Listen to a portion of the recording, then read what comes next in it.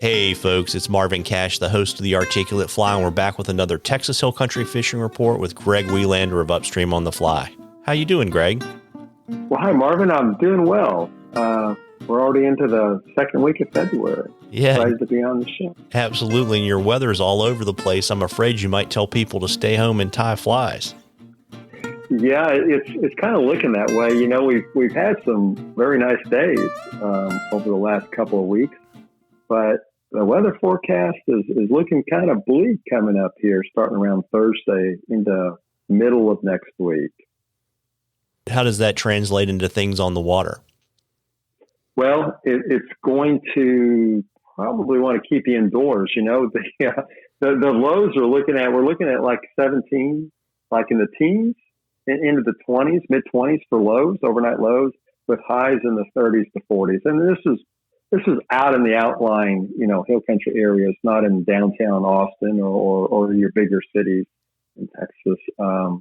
So what that means is water temperatures are going to start to drop a little bit, which will slow things down a bit. And there's some snow forecasted for Monday. So of course we're still a ways from Monday, but a snow opportunity could occur here on Monday. So fly tying's a good thing right now.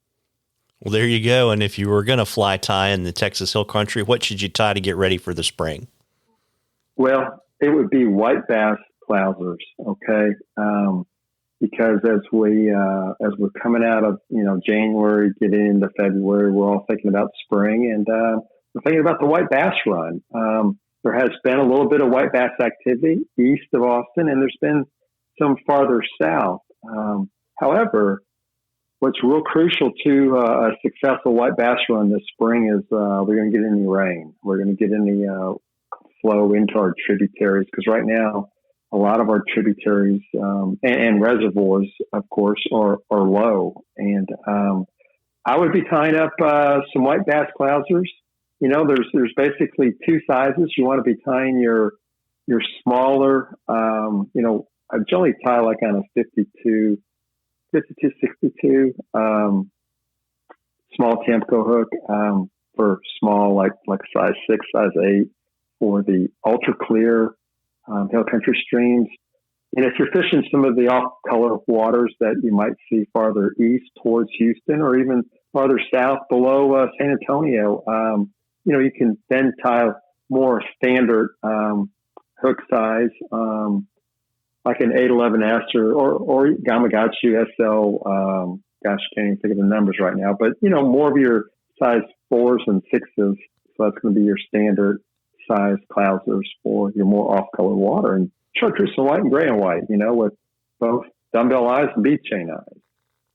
Got it. And, you know, folks, we love questions on the Articulate Fly. And as you're getting ready for spring, you need to get us some questions, and Greg's happy to answer them. You can send them to us. You can email them to us. You can send them to us on our Facebook or Instagram page. And if we use your question, I'll send you some Articulate Fly swag, and you'll get into a drawing for something cool at the end of the season from Greg and all the great brands that he reps. And I guess before I let you go and maybe get an adult beverage and tie some flies, Greg, although you probably aren't allowed to put your vice out these days, why don't you let folks know where they can find you and book you and all that kind of good stuff? Well, you can find me at my website. That's upstreamonthefly.com. And then over on social media, both Instagram and Facebook. And that's going to be Upstream on the Fly. Well, there you go, folks. And, you know, sit down, tie a few dozen flies. You know, all the preparation is going to pay off in just a few weeks when the weather starts to turn. Tight lines, everybody. Tight lines, Greg. Tight lines, Marvin.